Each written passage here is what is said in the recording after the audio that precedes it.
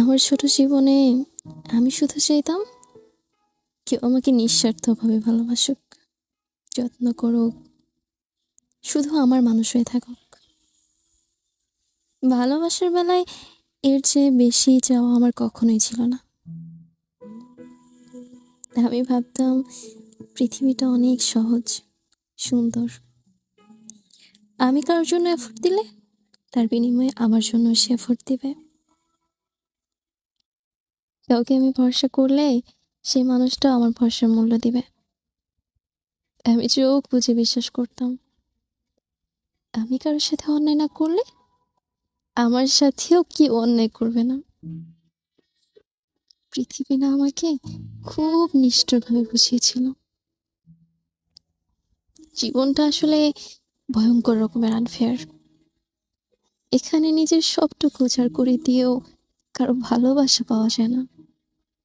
এখানে অন্যায় না করেও বিনিময়ে যাবজ্জীবন সাজা পেতে হয়।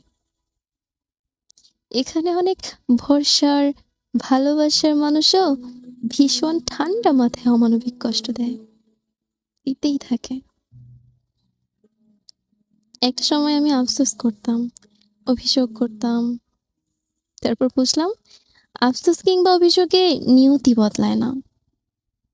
আমাদের জীবনে কোনো আন্ডো বাটন নাই, কোনো টাইম মেশিন নাই।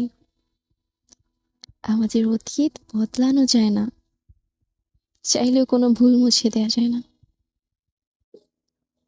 হাজারো কান্না, হাজারো শাস্তি, নিরন্তর আফসোস, অপরাধ বোধ, আক্ষেপ কিংবা অভিযোগেও কোনো কিছু এক বিন্দু বদলানো যায় না।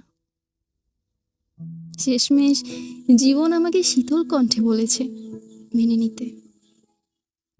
আমি মেনে নিয়েছি, কোনো প্রকার যদি, কিন্তু, কেন ছাড়াই মেনে নিয়েছি।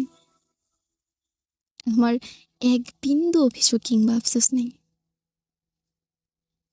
আমার জীবনের একটা বড় অধ্যায় শেষ হয়েছে। সে অধ্যায়টা চাইলেই অনেক লম্বা হতে পারত। হ্যাঁ, চাইলেই। কিন্তু স্রষ্টা কিংবা স্রষ্টার তৈরি করা মানুষ কেউই তা চায়নি।